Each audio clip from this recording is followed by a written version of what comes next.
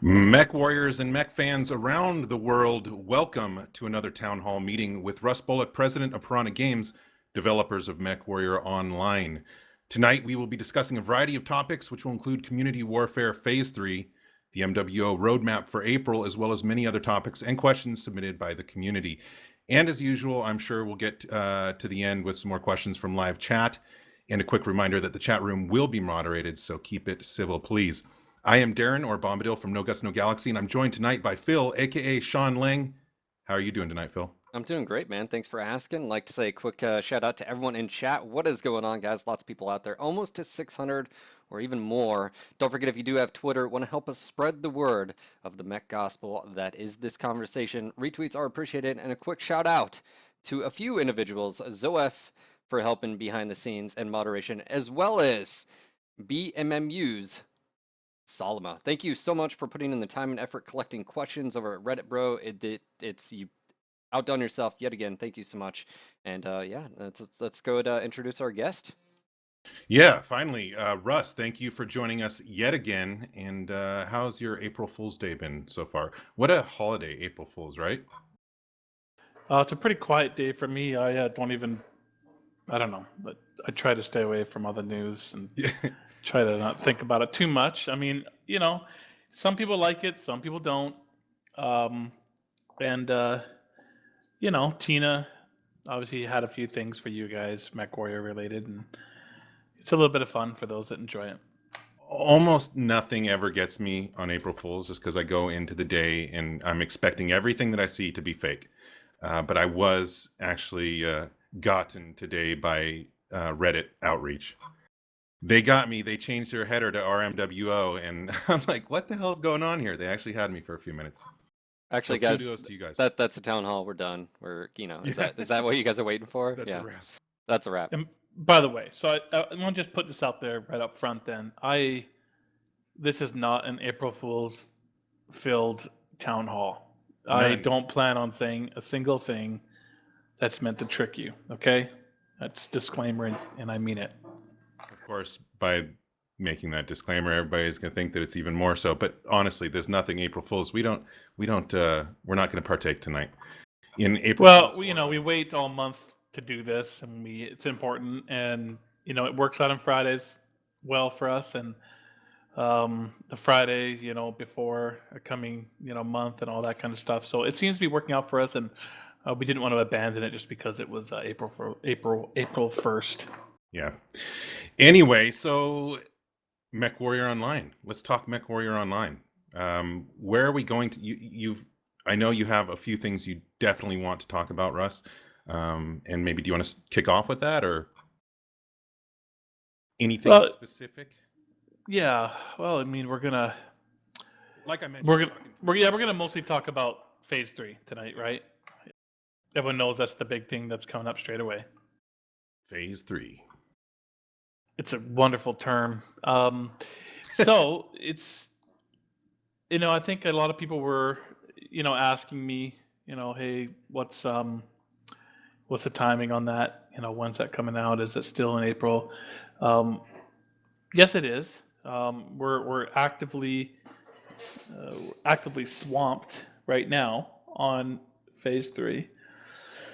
The Phase 3 build is up in the internal stable environment.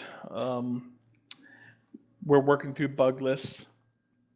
The bug lists are still fairly big, although it is shrinking now in the last few days. But we've still got at least 30 or 40 bugs, and hopefully that continues to shrink day over day. And so, it's still scheduled. The patch is still at this point scheduled for April 19th, which is, 18 days away. And, I guess I'll put that out there first, and then just say, before we get into depth a little bit more, just talk about it. At this point, of course, I would also suggest all of you guys, I really appreciate the enthusiasm for the launch of Phase 3, of course. A few things I'll say about that. One would be, don't book your time off work just yet. Let's be cautious as far as watching those bug lists. You might ask, well, what's worst case scenario, Russ? Well, it's hard to predict, but if the bug count was still too high or I didn't think it was ready, um, we would probably have to delay the patch. We wouldn't, at this point, it's not really possible for us to delay the feature, meaning have a patch that it's not in the patch. So that should give you some, um, good feelings knowing that the next time we patch, it's going to have, phase 3 in it. So I would say, right, worst case scenario would probably be, we decide to delay the patch by a week, and we say, well, let's push it 1 week until the following Tuesday to make sure it's really ready and stable. Um, I would say, a week ago, I was more worried than I am now. There's been some good progress this week on testing and playing and balancing out the new game mode and just making sure everything works. But as you can imagine, there's some things that are very difficult for us, if not even near impossible for us to test internally. We can try to simulate things, even in a public test type environment, which is kind of difficult to do for community warfare because it's not like you're just, filling up matches. You're kind of having to simulate sort of a hours upon hours, if not days and days of coordinated team play to see things unfold and get rewards. And it's very hard to test those things with all sorts of shortened time frames in a public test environment. So we've been testing all the major features and all the systems. Everything seems to be working. A week ago, I was saying to myself that I was, I wasn't so much worried about bugs. There's going to be some bugs, but I was a little more worried about, just the time to play, in particular the new scouting game mode, and make sure all the variables work, because there's lots of things we can adjust. There's how many, data points, intel points do you have to pick up before it triggers the dropship to come? How long does it take for the dropship to come once it's triggered? How long does dropship sit on the ground before it flies away? And a bunch of other variables that we can play with to make sure it plays correctly. So we've been focusing on that this week. I think we made some pretty good progress on it. We have made some discoveries of like, we've never really accounted for, the situation where all the defenders are destroyed. How do we end that game kind of in the same vein that, the conquest and domination that we dealt with recently, and saying, well, if we know they've won, then... So, we had to make some adjustments there, kind of on the fly here in the last week. So hopefully we've got them all handled, and I guess that's just kind of a summary there, Daeron, I guess, about sort of saying, yeah, it's still on track. We're still planning on patching April 19th. We're still working through some bugs. Right now, I'm kind of, if I had to put a percentage on it, I'd be sort of like, I don't know, 70-30, 70% confident that it'll be, patching on time. I just want to make sure that it's good, right? We want it to have an impact. I want all you guys to be able to show up and jump in and really, experience it without, any major interruptions or, having to, stall out the kind of momentum that comes from the feature release. Yeah, well, I mean, Phil and I both know, even though we're not in the office, that you guys have been insanely busy for the last, 2-3 weeks getting prepped for this. And, we are, even though we're not in the office, we do talk with you guys every day, and we can tell when you guys are busy. So the good news is this stuff is right around the corner. Yeah, there's going to be big changes coming. I'm excited for it, super excited to see phase 3 begin phasing into the game. Yeah, and I think I should also just say now that not to cast shade on this or anything, because ultimately I've had my head stuck in this for so long now that it's hard for me to sort of see the forest through the trees and to kind of realize what is the feature. On the one hand, of course, it's it's epic. It's probably, like I've said this before, it's probably doubled the entire scope of community warfare.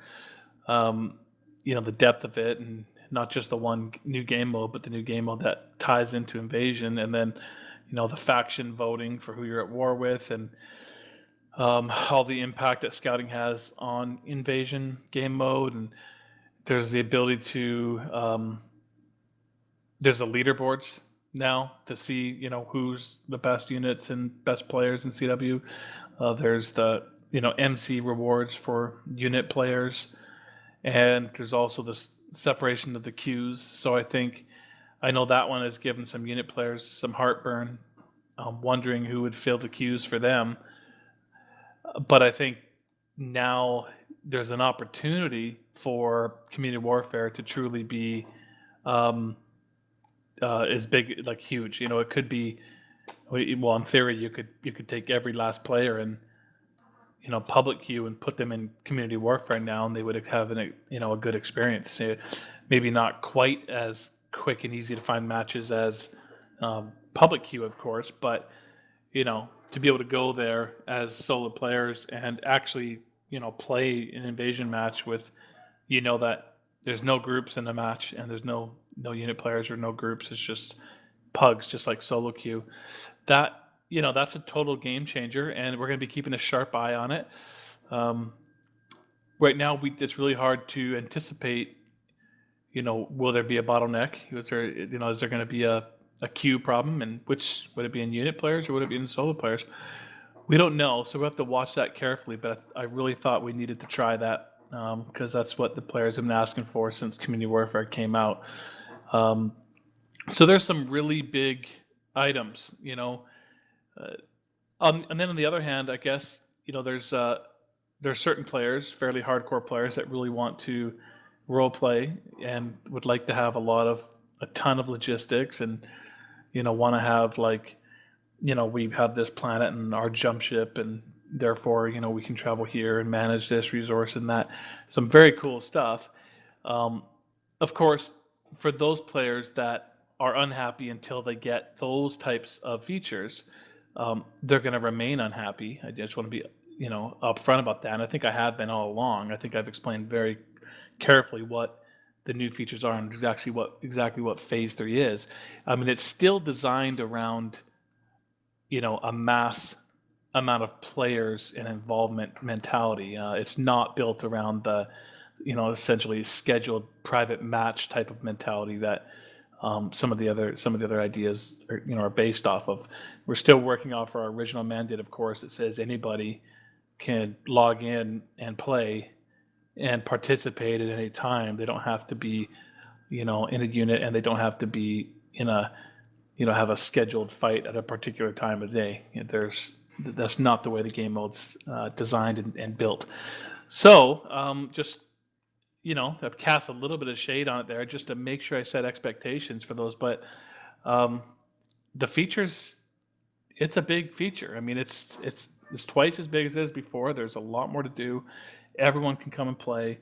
A lot of the screens have been reworked, and I don't know what else to say about it because we don't need to go over the features again. I've done it several times in these town halls. You guys know what's in it, and that's Daeron. On YouTube.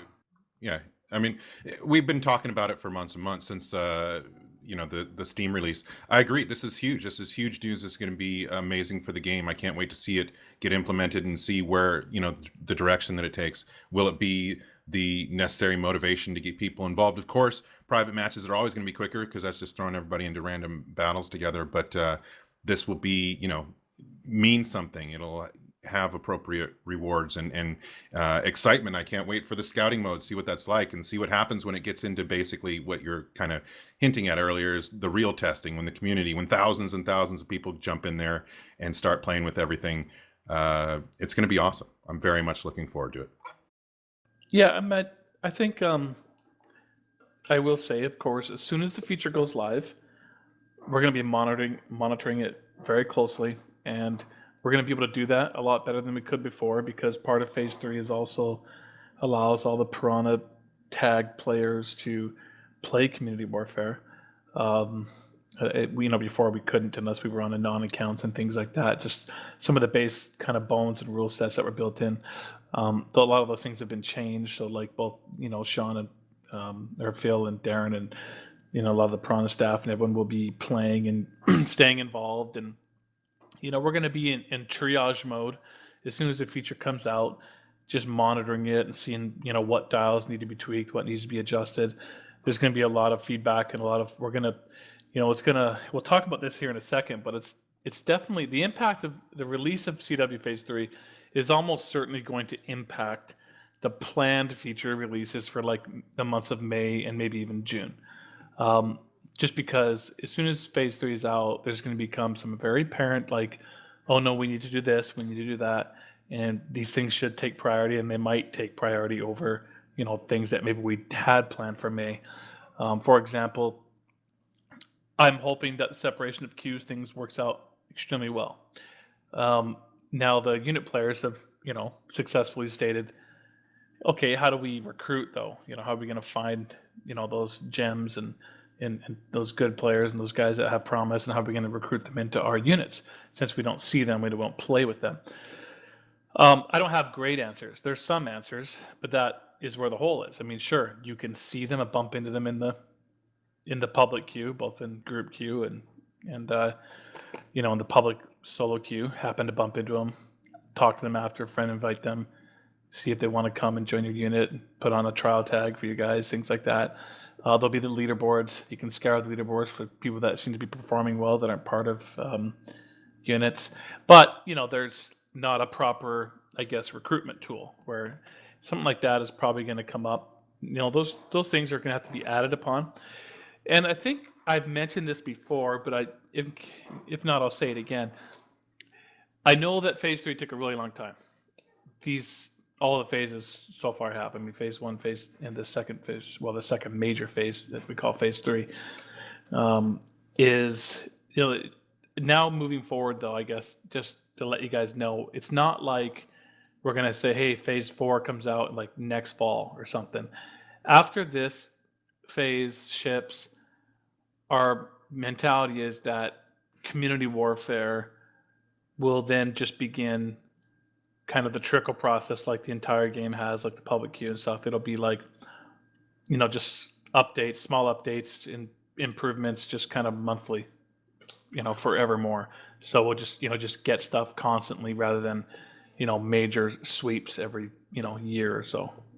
Yeah, I mean, and to be clear, if people aren't aware, this isn't just another average monthly patch. I mean, this is adding huge amounts of content, game content, and new stuff to the game. And then, as always, the regular patches will resume per schedule. But yeah, I'm so excited about this. As you just mentioned, Phil and I will finally be able to drop our our counts into community warfare. We've been waiting to do this for a very long time. We have our press badges ready. We're going to be embedded into different units, and we'll stream it and have a lot of fun with it. I'm, as I've said several times here, obviously very much looking forward to it. But Phil, speaking of streaming, I wanted to wait till the numbers were a little higher to announce. Sorry, just a quick detour here, Russ. Phil, what are we doing after this town hall tonight? We will be streaming for 12 hours. Yes, it's yes, happening. Indeed. It's happening. As you guys, some of you know, we reached 10,000 followers on our Twitch channel last month. And well, actually, maybe it was a couple months ago now. But anyway, just recently. Thank you guys. As a thank you, Phil and I will be doing a 12-hour stream together starting immediately after this town hall. So we're looking forward to that as well. Lots of cool stuff. So back on to the topic, Community Warfare Phase 3. Some people were asking the dates. This is regular patch date is the 19th next month. Is that correct, Russ? Yes, that's right. So that is the date, folks. Just around the corner. Or not, I shouldn't say next month, this month. I mean, I feel like maybe we'll break protocol here, like just for a second. Like, sure. Instead of me running down my entire list like we've done before, if there's any, I guess Phase 3 questions in particular, I feel like people probably have the most questions. I was looking at the chat and stuff, and I'm wondering if there's one or two areas where they have the most confusion, and whether it's the separation of the queues or the faction war planning, or is there? Do you guys feel like there's a particular aspect that they have the most questions in, and if not, we can just carry on. Well, we do have some community warfare specific questions that Salama and the community put together. I don't know if you want to. We can monitor chat there. Phil, have you seen any good questions? Otherwise, we can. Well, Jump there's over to Sean. a If you want to cherry pick a half a dozen of the best questions, either from chat or from the the gathered questions, maybe we could take them now before we move on. there's questions like discouraging spawn camping, turret drops protecting undefended planets, waste of time, stuff like that. We've got a few questions here. Obviously, you already answered sort of progress of phase 3, but will there be any changes to dropship firepower? That's a very specific one. Yeah, that's good questions, and I'm disappointed to say that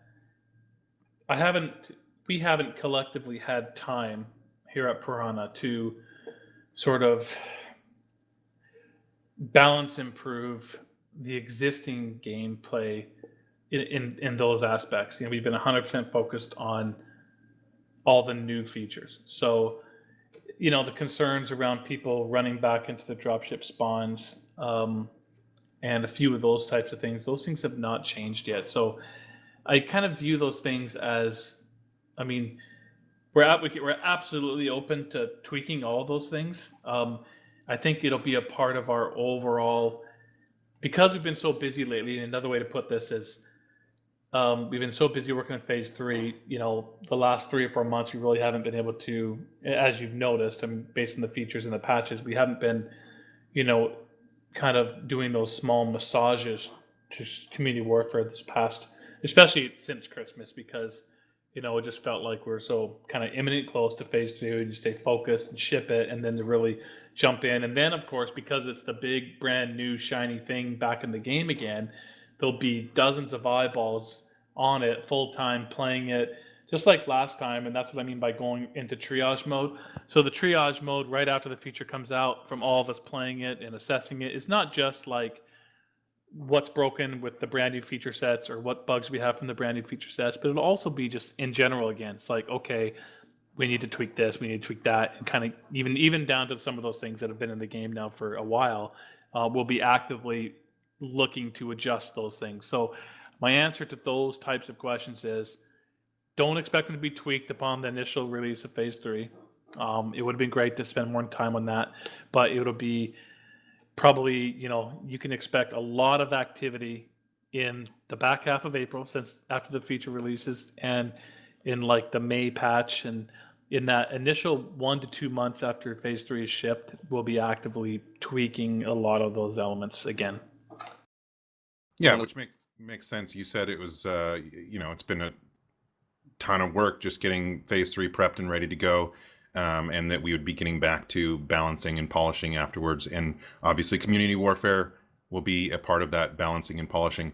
Phil, I think you have something. One more quick thing. Sorry, I'll interject a little bit, because the reason kind of that is we obviously we only have so many resources, and it's it's focusing on phase 3, but as you know, there's a number of new things coming in with phase 3. With say the intel from scouting that gives you the radar sweeps and things like that. And the long tom artillery. It's kind of hard to anticipate that how each of these things will play out. As you said, one of those examples, like spawn camping or running back and hiding by your drop ships. Well, that may or may not work nearly as well if the attacking team now has all the intel and gets the radar sweeps and is dropping long-term artillery on top of them, right? So that's kind of why we need to see it all together again, and then try to make our tunings after that. Essentially balance it once instead of balancing it twice or more or whatever. Makes sense. So Phil, there's a very popular question popping up, right? Yeah, it's about unit coffers. Obviously, people have been putting money into it. I guess people are wanting to know just the general. Are unit coffers going to be used soon? If not, can they get refunded? How's that all going down? Well, there are a few uses for them in phase 3. Not as many as we wanted. We had a couple other features that didn't quite make the cut for phase 3, but I'm trying to think here, refresh my memory. There are a couple. You can spend C-bills as a unit to upgrade your planetary defense, which simply put is adding more sectors to the planet. So, for example, don't, and this can all be adjusted, as you know. Like the number I give you may not be the exact number, but if there's 13 sections or territories on a planet right now, a planet that you own and you've spent some money on could increase that from 13, say, to 15. So you've made it more difficult for the enemy to take over your planet because you've spent the sea bills to try to keep it. Why would you want to do that? Well, because it's earning MC for you, right? You want to try to keep it. I know in general, a little side tangent, I've got a lot of tweets from some more unit and comp players saying, well, we want to attack, we don't want to defend, and things like that. Look, all I'm saying is you're going to probably readjust your mentality and attitude towards CW after Phase 3 comes out, because the rewards are totally different, right? It's hard for you now to adjust your mind to think about wanting to defend a planet that you took last time or something like that, because the way the game is now, it doesn't matter. But once Phase 3 is out and you're earning MC off a planet, you're going to want to keep that planet. So you might want to spend the C bills to upgrade its sections, and you're going to want to spend some time, instead of just attacking, also kind of maintaining the planets you have. And then there is a C bill recruitment fee, and what this is, and I've talked a little about this before, and again, people kind of jumped all over it. It's really one of those things that's designed around making sure that you kind of, I guess, help control the size of units to a small degree. There is no unit size limitation, but what we didn't want to have happen, of course, is, let's say, a unit of whatever, a bigger unit says, hey, great, you 20 guys are going to drop your tags and go jump into solo queue, into the solo community warfare queue, and, do your thing, and then get re-invited to the unit. Because you're a bigger unit, that C-bill recruitment cost per player is going to sting. I don't have the exact numbers to share with you today. Let's just say you're going to feel it. If you're a small unit of like a dozen people and you recruit somebody, the recruitment costs are going to be small. And those will all be tweakable and adjustable, and we'll do so when we get a feel for it. But it's not going to be a big deal to a smaller unit.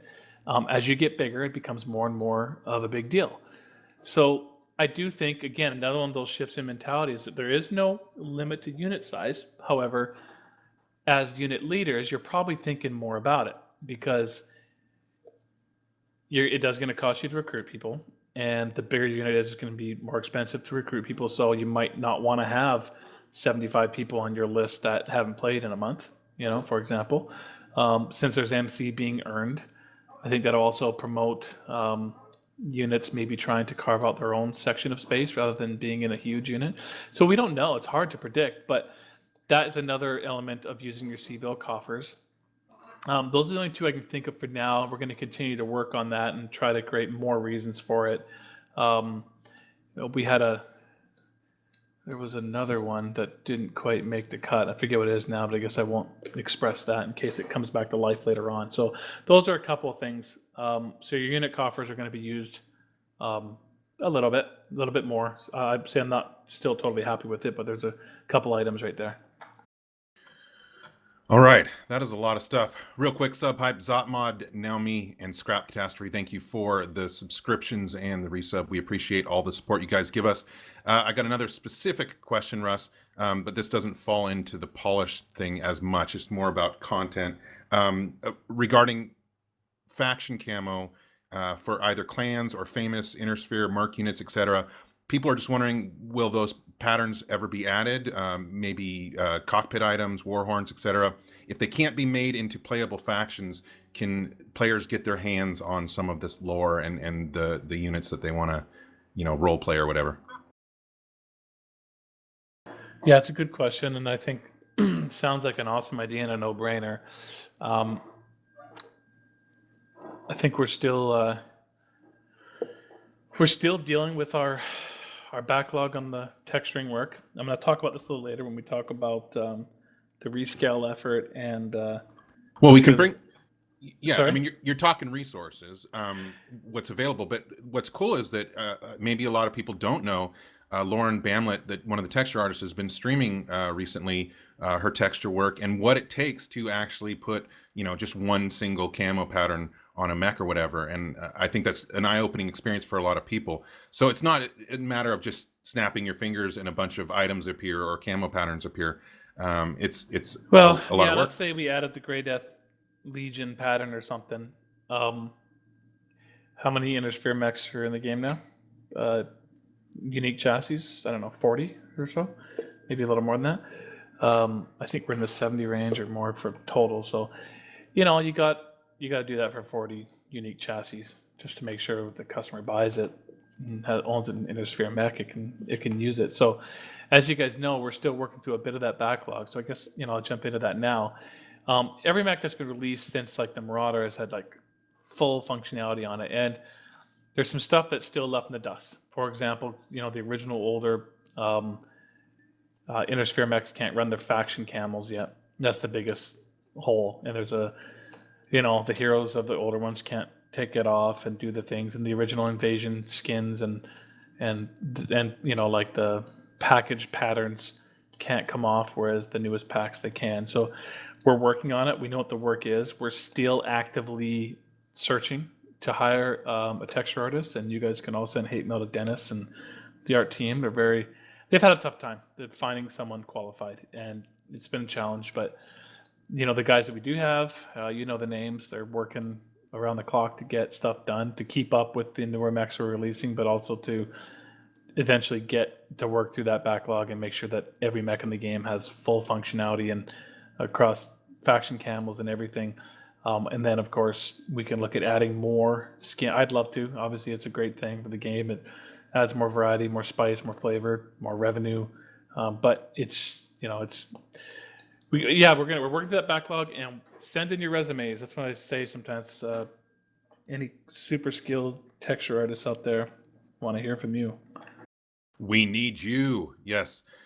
Um, it's actually, I mean, it's a huge endeavor, the whole rescaling. And I mean, some of the mechs are getting new geometry. I'm seeing some beautiful, beautiful work coming out of the office. Russ, do you want to take a few more questions on Community Warfare Phase 3, if we can find them either from chat or the submitted questions, or do you want to move on and maybe come back to it? What do you feel like? Let me quickly discuss the splitting of the queues in here in voice chat, because I think I only ever kind of went on a bit of a tirade on Twitter for that. I'm not sure that I've discussed it in town hall before, but maybe I have. Just tell me I have, and I won't even say anything about it. Okay, go on. Yeah, if Yeah. you're Okay. repeating Well, I yourself, mean, just want to make sure people understand. So, if and there is a rhyme or reason to this, so it's a complex thing because it behaves a little bit differently than public queue, of course. All right, so if you're an average Joe, not in a unit, and you play public queue, you just play solo queue all the time. Every once in a while, you get invited with some friends and you jump into group queue. That's all great. So now, you go into community warfare, of course. You jump in, and you end up with, there's 8 unit members per side, and there's a few pugs mixed in with them on each side. And if you're not, you might not be enjoying that experience. Some of you may enjoy it, and you may join units, and that's fine. Those that are not enjoying it, stop playing, because they just end up being the fillers. So I want to encourage, of course, every solo pug out there. If you asked for this for a long time, so you need to show up on Force when this gets released, and show up into community warfare, and give it a good long fair shake to see if you can get hooked into it, because it's there for you now. What's going to happen is just right now, if you go to community warfare and you see the planet screen, and you see the sections, and you see the attack or defend button, then you get thrown into the queue. And when you're able to form a 12-man strike team, you're placed into queue in that strike team, and all that functionality essentially is just exactly mirrored. And if you're a solo player, when you go in there, you just see it as you just see the solo players forming strike teams. If you're a unit player, then you see all the unit players forming strike teams. So It's just kind of mirror images of each other, but you end up on the same planet. So one section could be going off with nothing but pug versus pug, and another sector would be going off with unit versus unit. And yes, I understand, unit players, that your faction's pugs might suck. I know there's some concern around that, but that's the way it works. So I don't know that that's a concern until we see it in action, because there's basically all the same opportunities now for solo players to jump into those queues if they want. If you think about 2Kid and stuff, and then yes, the planet flipping or not is ultimately going to be dependent on your win percentage. So can you collectively, as the pugs and the units, have a better win percentage than the other side? So things will balance themselves out with the MC rewards and all that kind of stuff. You'll see, and I didn't say this, but there's the C-bill rewards of the factions now dynamically adjust based on population. So there is a number of things that will, I think, vary between the MC rewards and that natural shifting of the C-bill rewards. You're going to see things kind of permeate and kind of fluidly shift to kind of balance, find a sort of a balance within the inner sphere, and then hopefully things will balance out nicely. So then, if you're a unit player, now, sorry, one last thing on the solo player. Groups aren't allowed, because we weren't going to get into that whole, you got nothing but non-unit players playing each other, but one side forms up into a group of 12. And then, of course, it's not going to work. Then you're going to try to ask us to balance, groups per side and things like that. It's just impossible. As we've seen, we've learned the lessons on our public queue. We know how public queue works best, and it works best by having purely single players play single players and groups play groups. So in the single player side of the solo community warfare queue, there's no groups allowed. On the unit side, there are groups allowed. Of course, you can run your full 12-mans or smaller groups and faction groups. So as long as all the faction players are in units, then yes, several smaller units can group up together if they're in the same faction and jump into unit queue. So I think the unit players would understand how that works. It's pretty much the same as it does now. It's just that you won't find any solo pugs ending up in your strike teams. It'll just be nothing but tags everywhere, tags on both sides. So all the solo players out there, I know the unit players, for the most part, will all have the same opinion. They're all probably just nervous about it, saying, uh-oh, we know how it was, and we used to win a lot, and we liked it.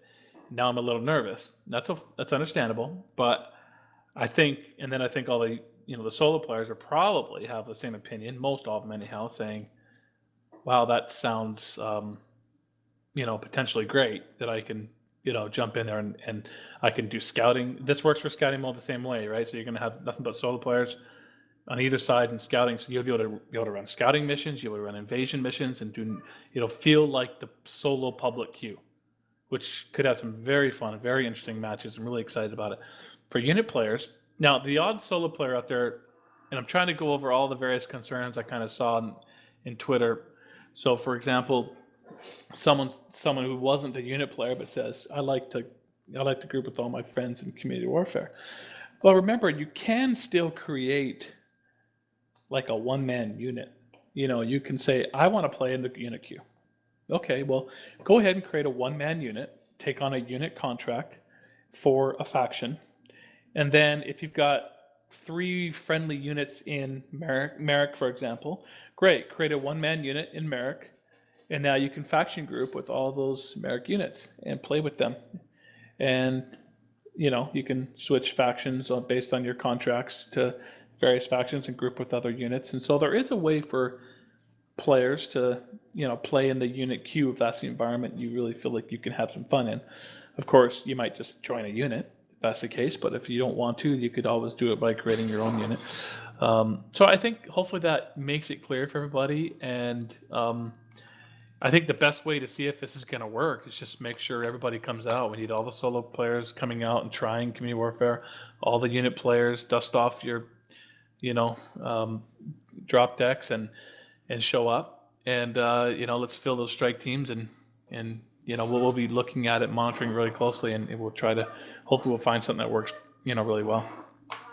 Absolutely. Obviously, as we already mentioned, Phil and I will be playing, we'll be streaming it, we'll be promoting it, we'll be bringing our friends in there, shining a light on Community Warfare Phase 3, trying to get more people in there participating, so we can work out whatever kinks may be. We'll be getting some of our other Twitch streamer friends in there, some YouTubers, and we will be having a lot of fun with Phase 3 when that comes out. Would you be fine moving on to the next topic, and then we can always come back to more Community Warfare Phase 3 questions towards the end? Yeah, let's move on. All right, and real quick, Halo Dude, thank you for the sub, thank you for the support. I don't know why, but a bunch of people in chat were going crazy about collisions, and whether those are ever going to be re-examined. I feel like we answer this literally every single town hall, which, obviously some people are here for the first time, didn't come to any of the previous ones, but so many people have been dropping it in chat. Do you want to say anything about collisions, Russ? So they're referring to mech on mech collisions. Yeah, just talking mech on mech collisions, fall down, whatever. Will that ever be re-examined, brought back, etc.? Yeah, because I think the mech movement over terrain thing has been improved quite a bit recently, right? So I'm happy about that. With the not the pebbles don't really impact your mech near as much as they used to, and I think correct me if I'm wrong, guys, but I think that part's been improved nicely, which I'm happy for. Significantly, yes. Yeah, the mech on mech collisions, I'm going to be straight with you. Certainly not impossible, but I have my doubts so long as we are using CryEngine 3. It can be fixed, but I'm worried, very worried about the epic amount of resources and time it would take to fix that, and I have to weigh that against the other features I could get done in the same amount of time. I might literally be able to get like half of a Solaris feature done full-fledged, in the time it would take me to do that. So hope is not lost. We are looking at technology upgrades, as you know. I'm not prepared today to say too much about that. I might hint about it and talk in riddles a little later, but we are thinking tech upgrades, and let's save that topic until we'll talk riddles about that a little bit later when we get to the riddle section. It'll be extremely obscure and mysterious, but we'll have that time in a bit. All right. So there's a glimmer of hope. No, it's not showing up in the next few months, so that's a fact. Well, I mean, one thing, you've never said no to it, so yeah, I mean, that's good. Still potential, still possibility, but we'll hint towards something technology based in a little bit. All right. Well, do you have another topic that you would like to touch on first, or are you ready to jump into random stuff? Well, let's go over the rest of the April roadmap. Oh yeah, let's do April roadmap. Great idea. And first off, I need to admit to everybody that it's not ready. You don't have an April roadmap posted yet. Nor is there going to be one posted tonight as per my tradition. I failed you. I was too busy doing Phase 3 testing, and I lacked motivation because the roadmap is honestly quite small because it's pretty much just Phase 3. It's an all-encompassing feature. Essentially, when we were laying out roadmaps and patches, we desperately tried to avoid this month. If there was anything that would look like it could be done for the April patch, it was like, okay, sorry, it gets done. It comes out in May because we're not going to put it in April, and we already have enough to test and worry about. We have no time to throw other features into the April patch. So having said that, there are a few things, and we'll go over them. So I know we had some weapon tuning changes that made it into the April patch. So first off, there is a quirk pass. It's I'd call it moderate to minor. There is a bit of a pass on the lightest mechs in the game. We're trying out a new Phil, help me out. What's the name of that quirk on the light Heat mechs? dissipation. Yeah, heat dissipation. So essentially what we're trying to simulate is the fact that those small mechs, which have those small engines, which have that heat sink requirement where, I'm not sure if I'm wording that in the way that you would, Phil, but essentially it's kind of giving, It's the subpar 250s are getting their the dissipation back, so it's basically a 1-to-1 relationship now. So like if a Jenner with the 250 and a Locust with the 180, they now have equal dissipation when the 3 extra doubles or singles are attached to the Locust. Now you're getting that extra, so it's yeah, I mean, to be clear though, like you still have to have, we haven't changed anything as far as the rule set though. So meaning when you have the Locust and you have to meet that heat sink number, like minimum number of heat yes, sinks, that's still the same. exists. Yes. But you do get better heat efficiency for those small engines. So we're trying that out, and there's some structure tweaks here and there. I'm trying to think if there's anything kind of notable after that that's worth mentioning. Can't remember. We did some. There was a bit of reductions on some of the outlying majorly structured mechs. Instead of setting chat off in a fury right now, I'll just leave it at that for now. And you get the details, of course. The detailed stuff will be in the patch notes. I don't have that sitting in front of me, so right now it'd be a mistake for me to try to get into minor nitty gritty details. Weapons, there is a tweak to. Oh, I'm trying to remind myself because a lot of this stuff was done in like February, but made it into the April patch. So PPCs had their velocity increased, not by a lot, just by 100 meters per second, I believe. So the regular PPC up by 100 and the ER PPC up by 100, and they're still separated by 100, as you know. We also adjusted the heat very slightly, just going carefully with these, but the regular PPC went from 10 heat to 9.5, and the ER PPC went from, I believe, 15 to 14. I believe there's also an LBX change. I think it was spread, if I'm not mistaken. Again, these happened a while ago, so there's some. Maybe Paul's listening in. He can message me if I'm forgetting something. Crit changes, it says here in my notes. I think that is.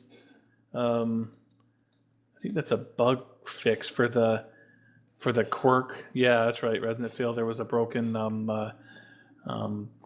quirk on the crit chance one. I think that got fixed. So I think that's what that's referring to. Yes. So yeah, a few bug fixes, some quirk changes, and some weapon changes.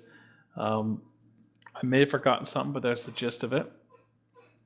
Okay, so the April patch also is going to have a couple of cockpit items, and the only reason I'm mentioning that this time, I usually wouldn't have mentioned cockpit items, is these are special cockpit items for the tournament. The tournament's another subject that we're going to hint about here in a bit. But those are special cockpit item packages, I believe, with like 3 different items, something like a standing, hanging, the 3 types, Warhorn, I think, I'm not sure. So don't quote me there, but it's a bundle, a little bundle, and this bundle is actually special because it's actually going to give an XP boost, like a small XP boost of like 10% or something like that for the duration of the tournament.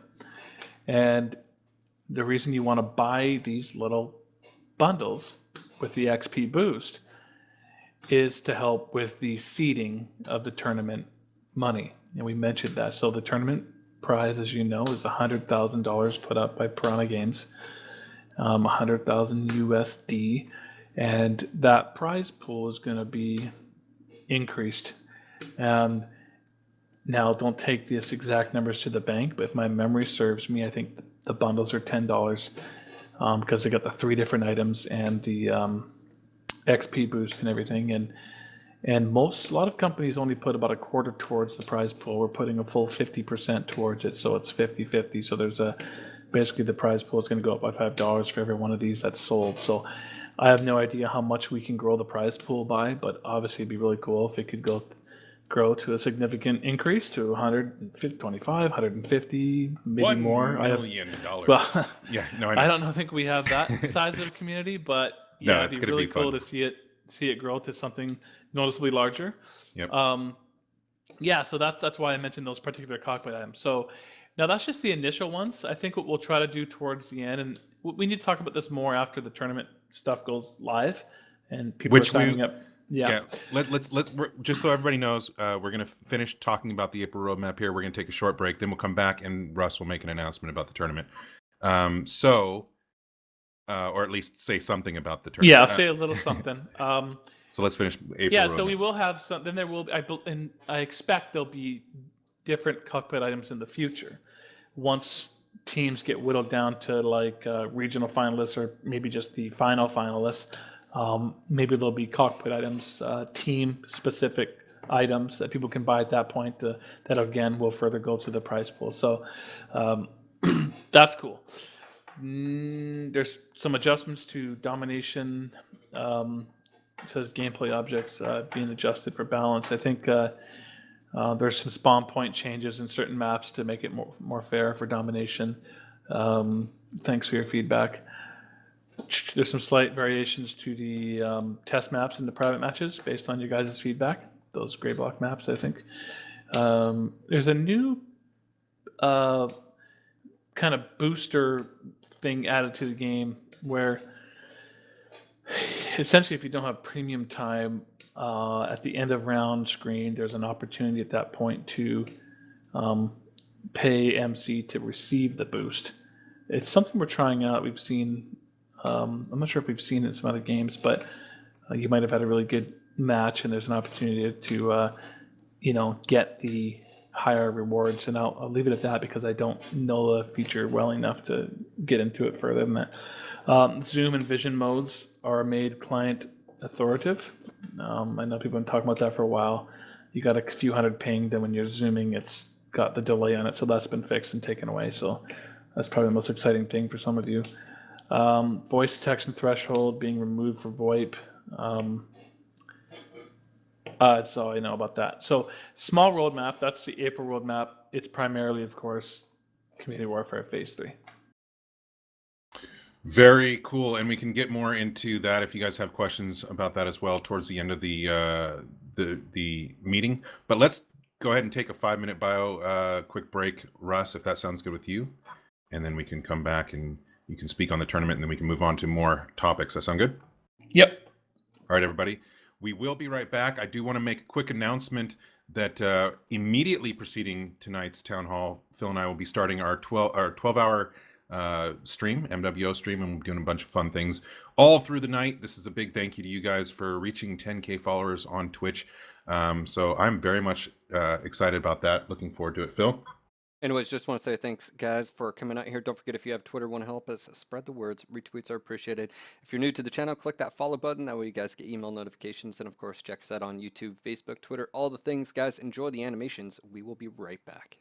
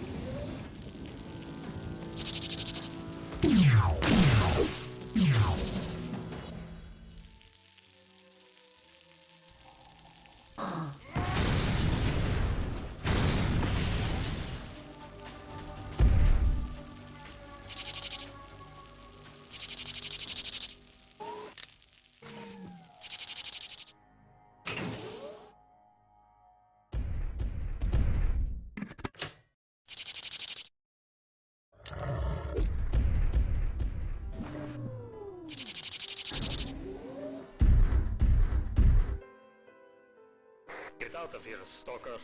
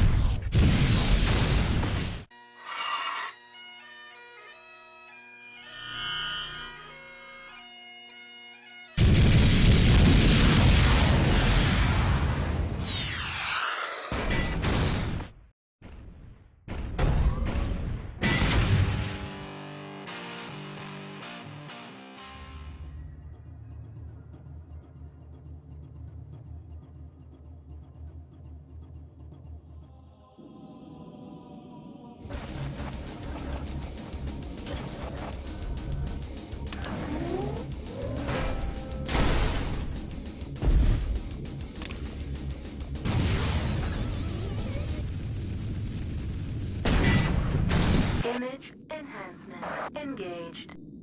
All points attacking your target.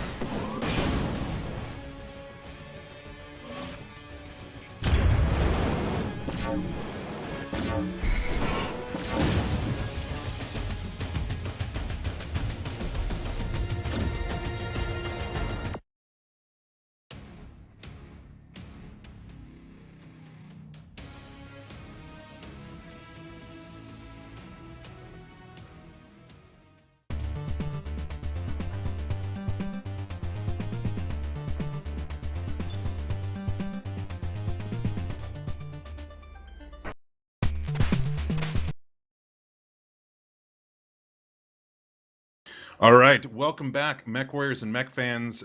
This is another town hall meeting with Russ Bullock, president of Piranha Games, developers of Mech Warrior Online. We are Phil and Daeron from NoGutsNoGalaxy, and let's get right back into this discussion.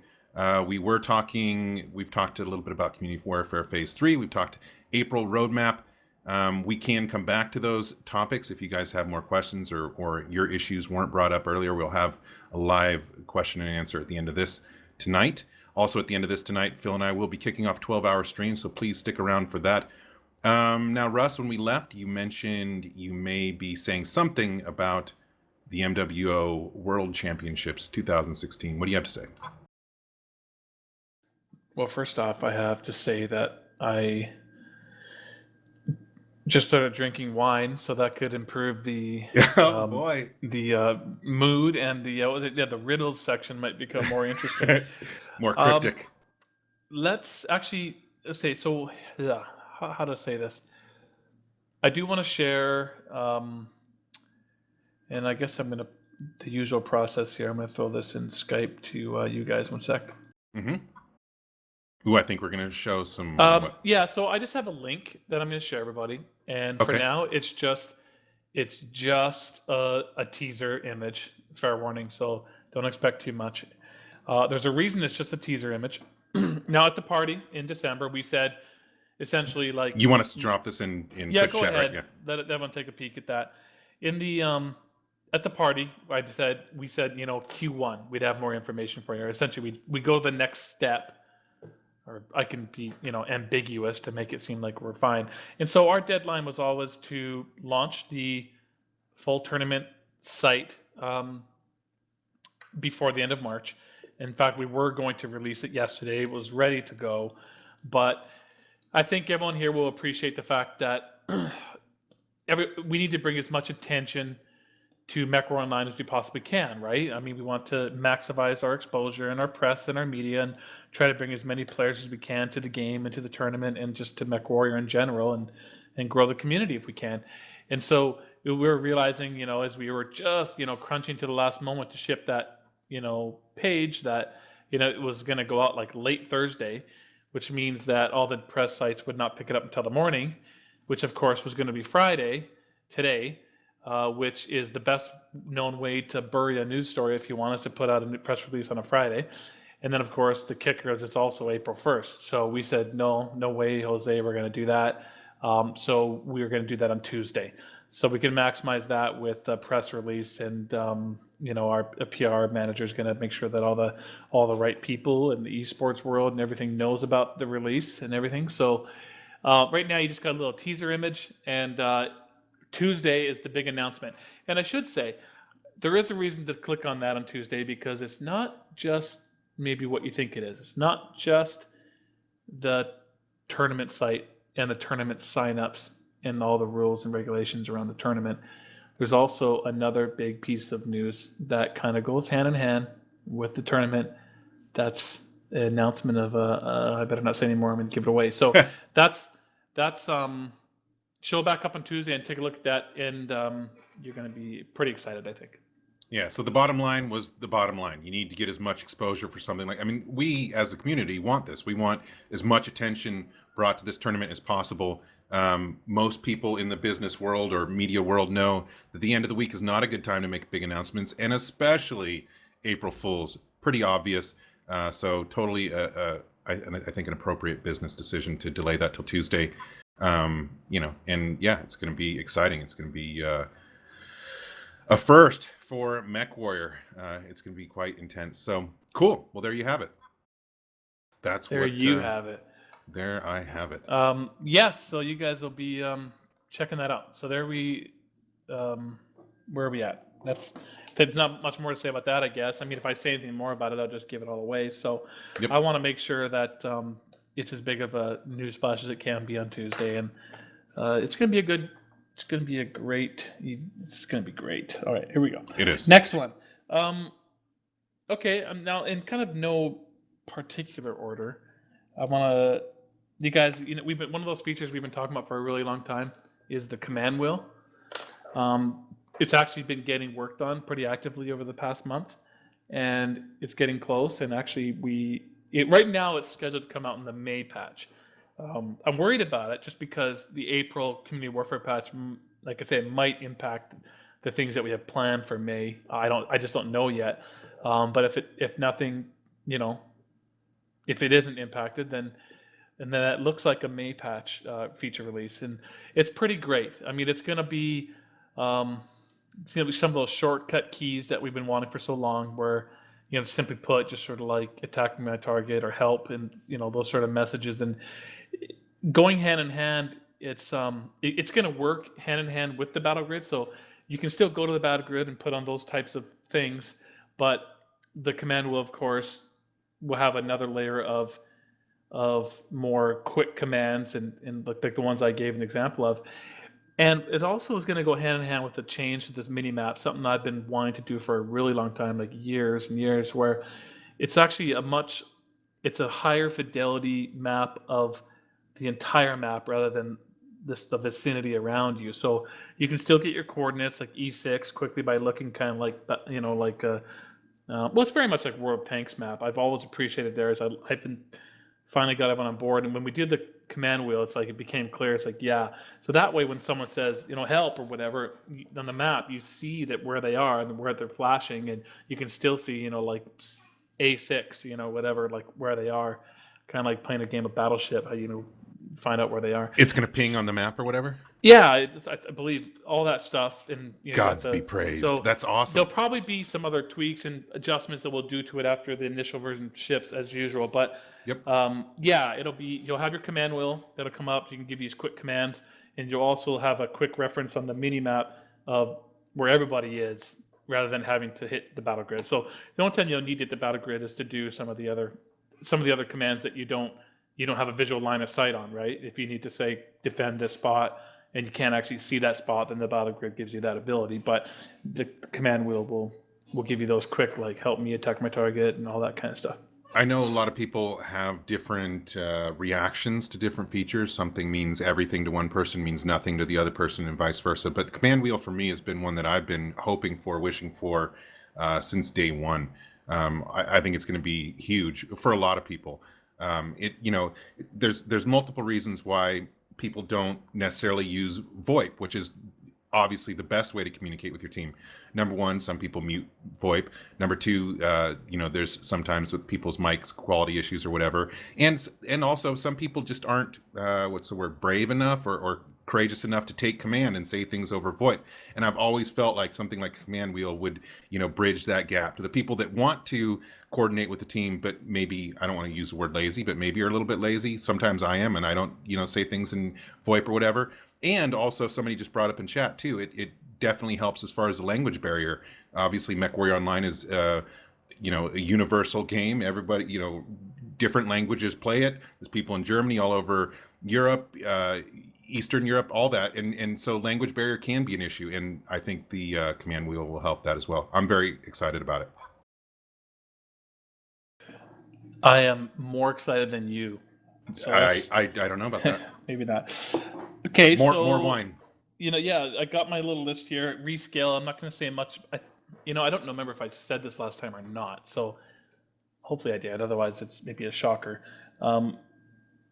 So we decided that, I think I did say this actually, they want to release all of them at once because of the bounce, concerns, whatever, saying like, not just like introducing some that are better and fixed and others that aren't.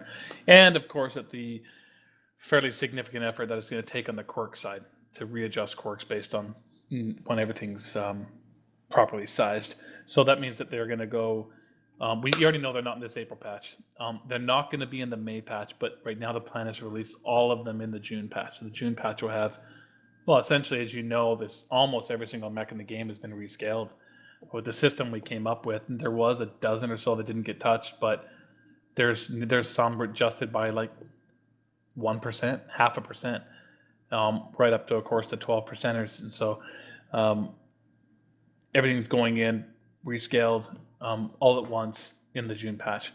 So I think the significant aspect of that, though, is when it comes to the tournament, remember, it looks like, I don't want to give away all the tournament information, but I believe that the tournament build will be the May patch. Okay. I think I said that last time as well. But okay, yeah. Sometimes I forget what I mentioned, especially when we were, a big 3-hour plus thing last time. Okay, so that's in the rescale. I don't have any other bits of teaser images to share with you. I was asking about it, but I think we kind of showed the biggest impact ones there was last time, and so you guys get it at this point. Let's see what's next. Decals. Obviously it's an important thing. Decals, excuse me. It's an important thing for community warfare. I would have loved to have had it with it. We didn't. That's right now looking like a June patch as well. I'm starting to feel the same as you do. Last time I had a production meeting, when I went from May to June, based on all the work that's going on, I was like, oh my God, it's going to be like, we're going to miss another year at this rate. No, we don't want to slip any further. We're trying to get that out in June. We're actively working on decals now and stuff. So decals, Yeah, and geez, no. guys. Decals is totally, the community has adopted decals. They're It on to is decals now. Okay. Oh yeah, it is decals. Russ, question about the rescale. What does that necessarily mean for game balance and like works? Because some mechs have structure buffs and other buffs because Well, he just said there will be some fine tuning, obviously, after the rebalance. Yeah. Well, I mean, that's a good question. I mean, I think we need to get really busy. As soon as the CW patch is out, essentially, because that'll give us, we'll have a month, 6 weeks at that point to get all of our quirk adjustments done to make that June patch with all the rescaled mechs. So I think it's going to be very difficult, if not impossible, for us to actually understand and predict exactly what the quirk should be for those rescaled mechs. I mean, I think there's, for example, the Nova, which is getting shrunk big time. I know all the Nova pilots out there just be like, leave all the structure buffs on there, but we can't. That would be ridiculous. So we have to make some educated guesses, but I think we're going to have to be prepared to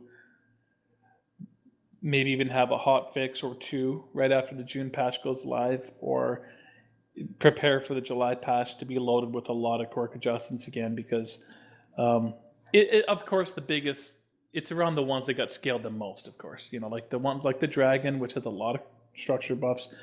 The Nova has a lot of structure buffs. These are the ones that are getting scaled significantly, and they were quirked accordingly because they were so big. So yeah, we're going to try to make those adjustments as best we can for that June patch.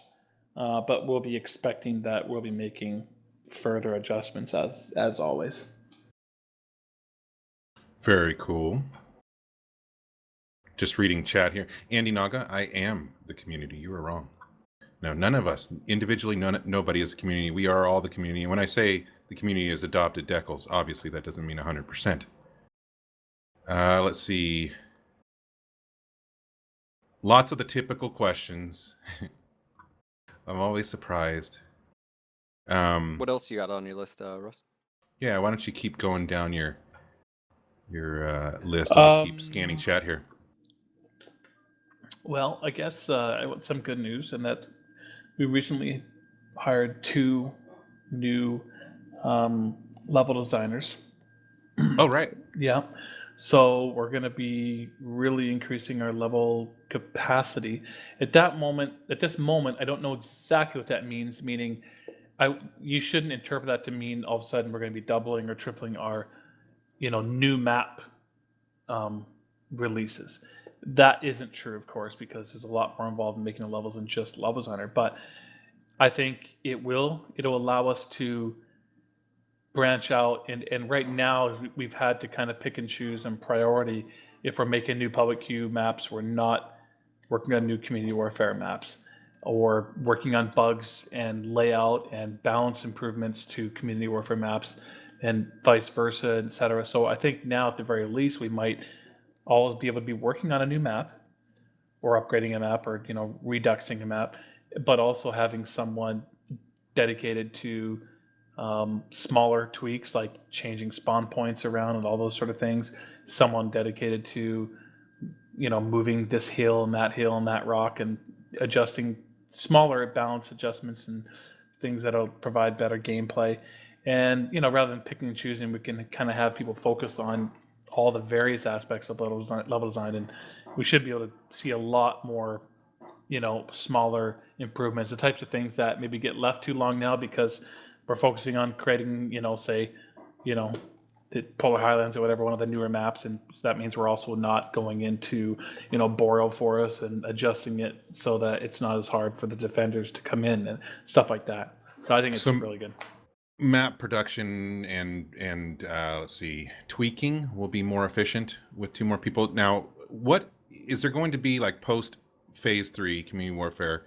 Is there going to be a new map like schedule? Like, do you have something in your mind, or is it going to be kind of, playing it by ear every few months, just look at what's up and see what needs filling or whatever? There were some questions like, for example, we just recently took a community warfare map, turned it into a public queue map. Is there going to be any reverse, like taking a public queue map, turning it into a community warfare map? What is in your mind, like maybe the next 3 to 6 months as far as map production goes? And obviously this isn't a roadmap, but just in your head, what do you think might happen?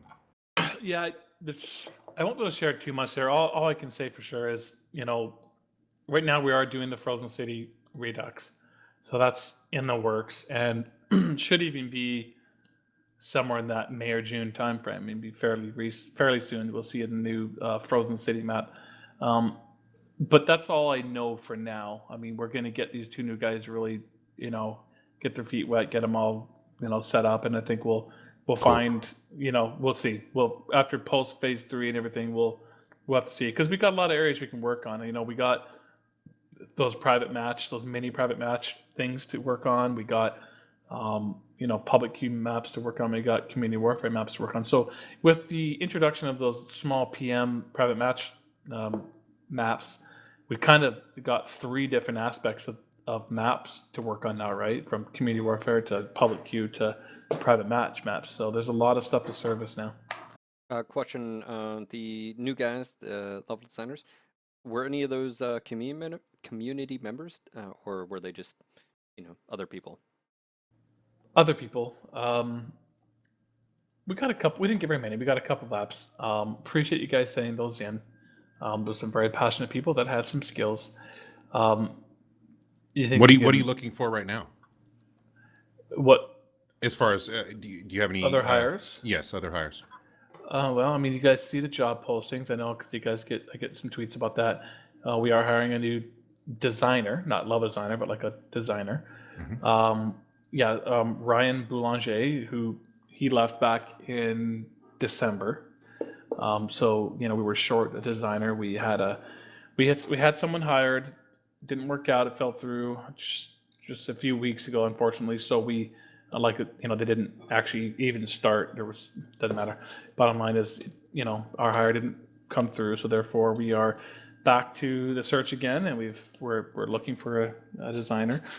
And then after that, you guys know we're still looking for the texture artist to help with all the retrofits and the texturing, and that might be it, because we've hired a bunch recently. Like we've got several new artists in the last month or so, filling some of the the 3D and couple 3D artists and stuff. So we've hired a few new programmers also in the last 3 or 4 months. So the team is growing, and we've got a lot to service, right? I mean, there's the ongoing live ops of the game, and then there's any major features that we're working on, and pretty soon we're going to need to start working on the next major feature after phase 3 is out. And we've talked about Solaris.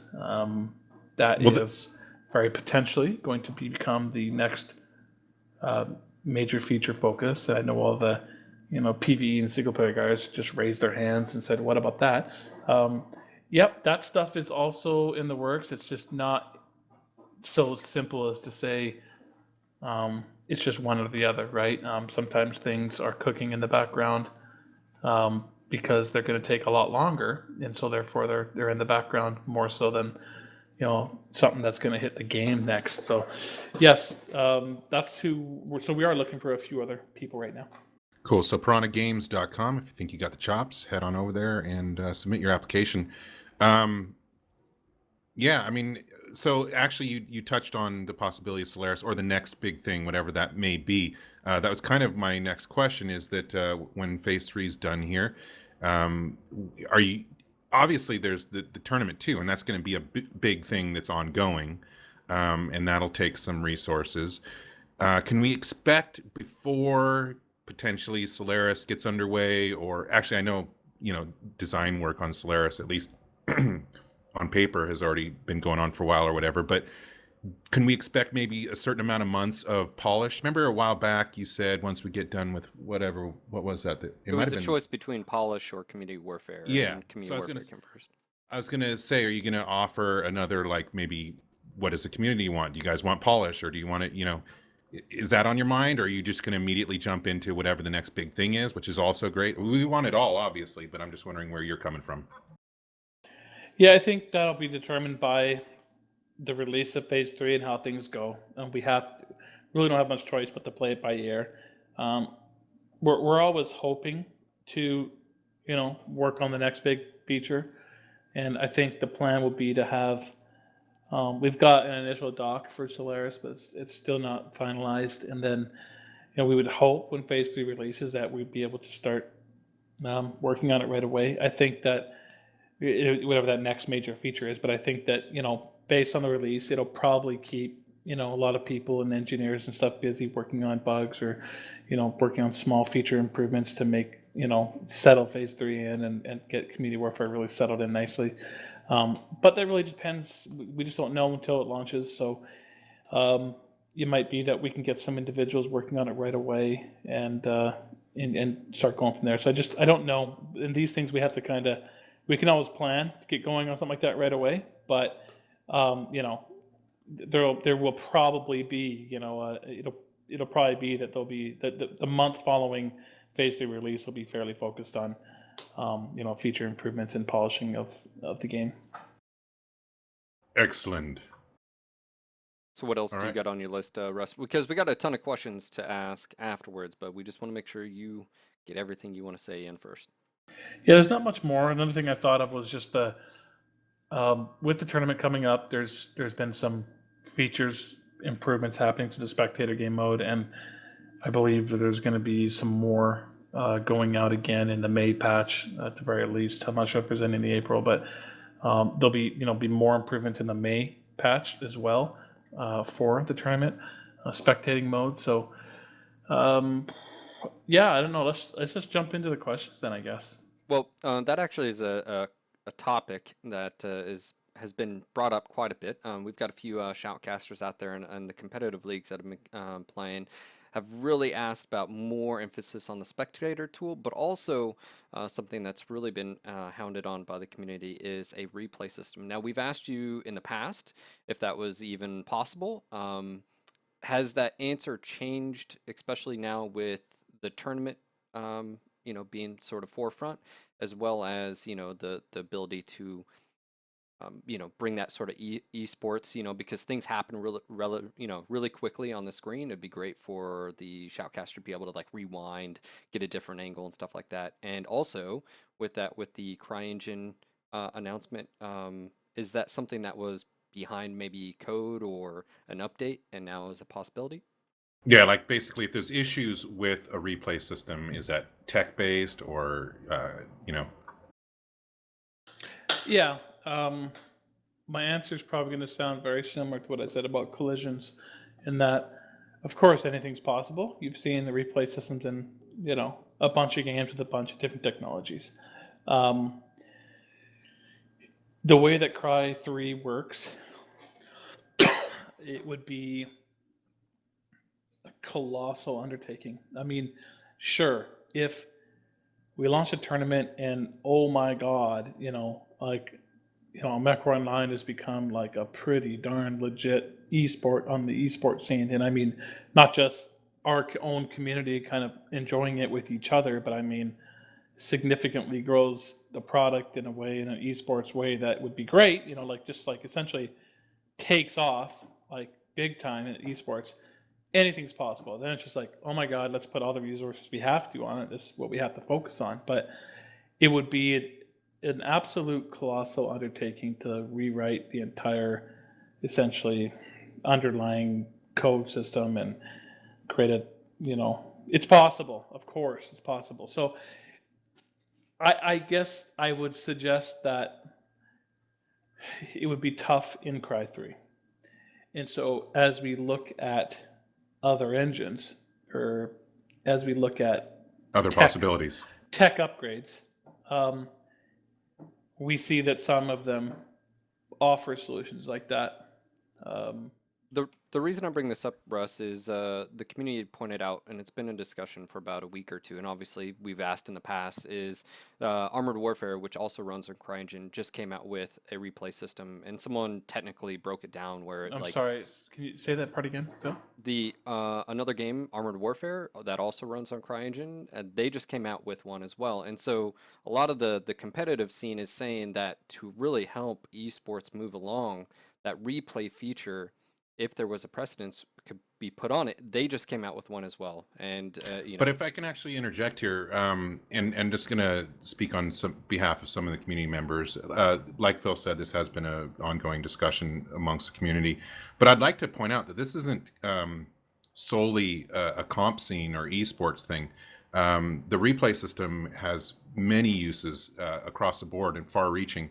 Could be content developers like YouTubers that are sharing other people's amazing matches, but they have a higher reach, so people send them in and they do replays. It could be for, again, for content creators that are doing machinima or getting screenshots for their videos. There's basically, the replay system has tons of uses, and so I do, because the community has made that point, I just want to make that point too. Obviously, if there are technical hurdles and issues, then those need to be addressed and overcome. And it's understandable that it's not just an easy flick of the switch. But I do think that a replay system would be amazing. But I also do understand that nothing comes easily. And if things need to happen, you mentioned, Russ, that you were going to be vague about something to do with the technological potential upgrades or whatever. Do you want to be vague about that now?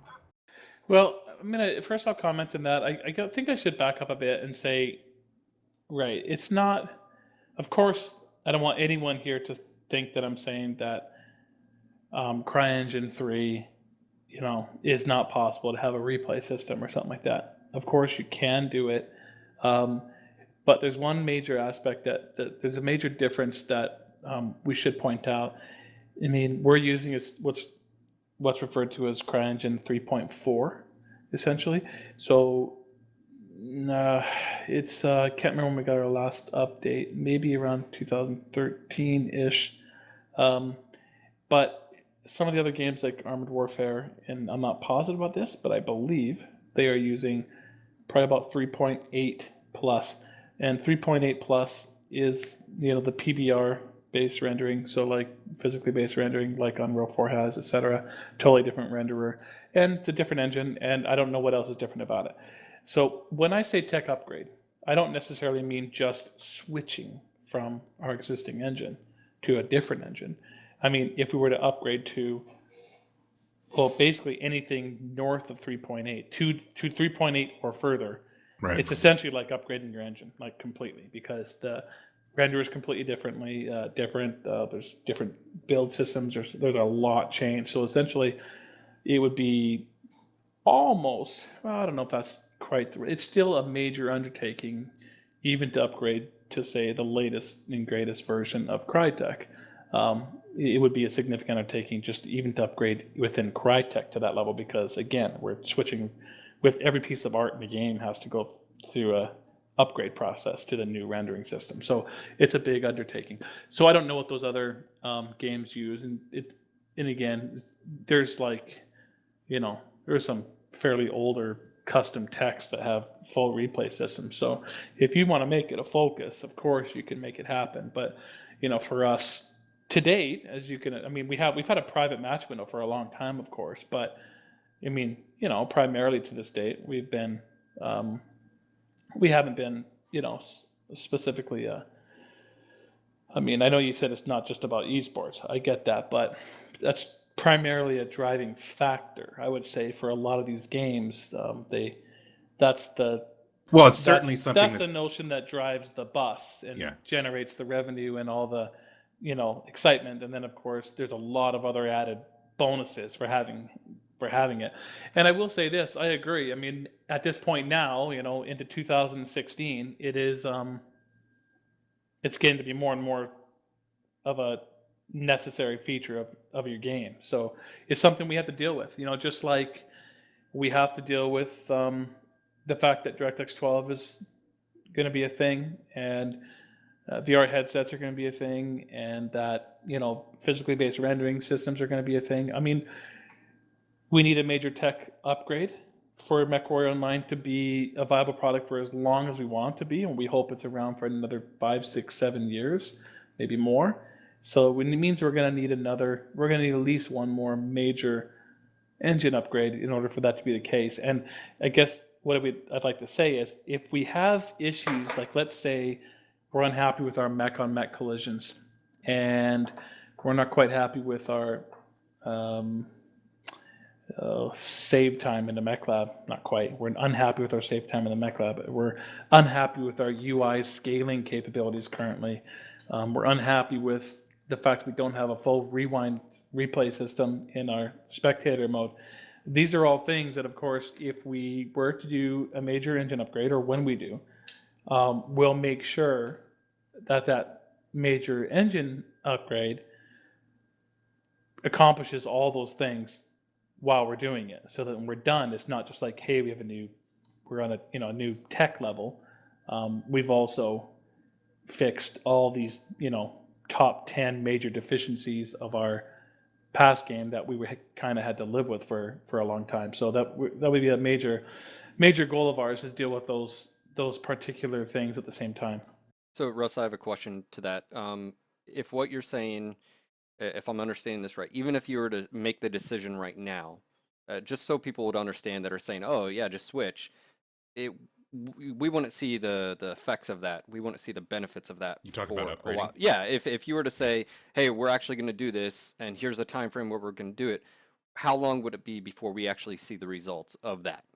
Obviously, he can't be exact. Well, I know. There's a I'm difference just, between I know. upgrading. Yeah, I know, but my point being is, so people out there, because it's like, oh, why aren't you doing it? What it's is gonna be holding you? months, right? Well, I know, Yes. but what is holding you back, and why aren't you doing it? That's the stuff I'm seeing in chat. So I just want to get Yep. that out there for you.